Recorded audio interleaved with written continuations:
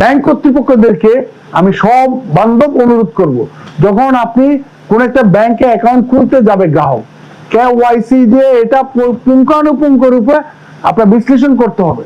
সে কি সন্ত্রাসী কিনা, সে কি মানি লন্ডারিং এর মানুষ কিনা বা আসামি কিনা, এগুলো চেক করতে হবে। বলেন আপনার প্রশ্নটা বলেন প্লিজ।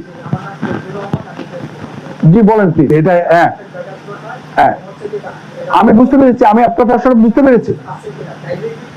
রাইট, আমি প্রশ্নটা বুঝতে পেরেছি। আমরা সকল অ্যাঙ্গেলে কাজ করতেছি।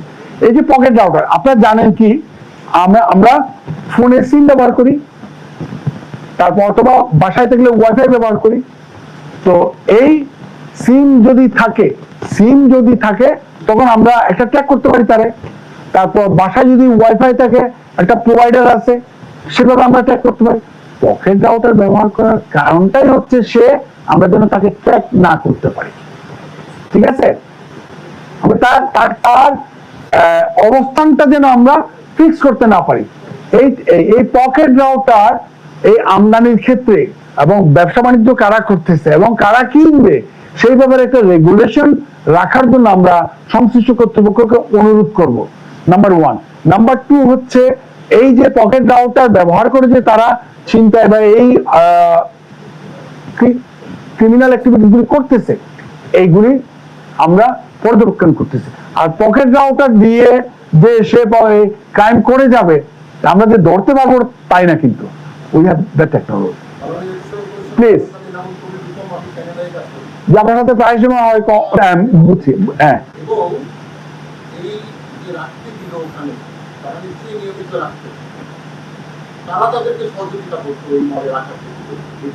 I got your point. চমৎকার প্রশ্ন করেছেন। তো এই যে আমি একটু বলি, আমি বললাম যে 13 তারিখ দিবাগত রাত থেকে 15 তারিখ সন্ধ্যা পর্যন্ত, তাই না?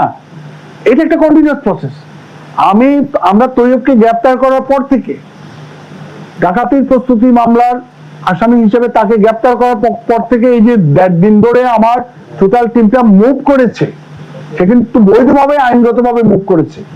যখন জিডিতে ইন করেছে সকল আসামিকে নিয়ে, তখন থেকে 24 ঘন্টার মধ্যে আমরা আসামি কোর্টে অলরেডি প্রডিউস করে দিয়েছি, মামলা হয়ে গেছে। এটা হচ্ছে আপনার নাম্বার 1 কোশ্চেন উত্তর। নাম্বার 2 হচ্ছে ওই যে মলের ভিতর যেখানে রেখেছে, এইখানে তাদের কিছু সহযোগী আছে, সেগুলি নিয়ে আমরা কাজ করতেছি। Nobody will be beyond sketch, আমরা সেইটা নিয়েও কাজ করছি। তাদেরকেও ওই যে রিমান্ডে আনবো না, কে কোথায় স্পেস দিয়েছে, কে তাদেরকে হেল্প করেছে, এই মামলাতে তাদেরকে আমরা সংশ্লিষ্টতায় নিয়ে আসবো। কারণ আপনি তো চুরি মামলাতে বা কোনো ঘটনার প্রেক্ষিতে কোনো চুরাই মাল বা কোনো পার্সনিফিকেশনের কোনো মালামাল আপনি রাখতে পারেন না। কেন রাখতেছে, কিভাবে রাখতেছে, এটা তো ওনারই দায়িত্ব ছিল। এই ব্যাপারে আমরা কাজ করতেছি ভাই। Thank you. প্লিজ, জি একজন প্লিজ। আমরা জেনেছি তাৎক্ষণিকভাবে জেনেছি। আমরা এই অভিযান অব্যাহত আছে।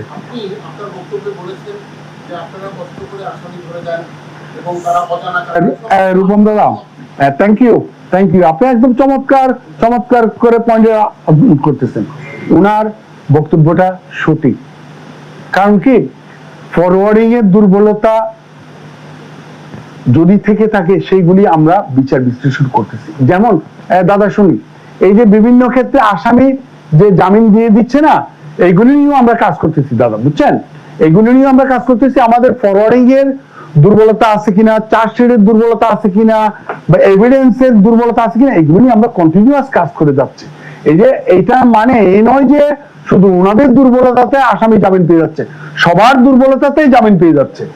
এইগুলি আমাদেরকে মানে কনক্রিটলি কাজ করা লাগবে।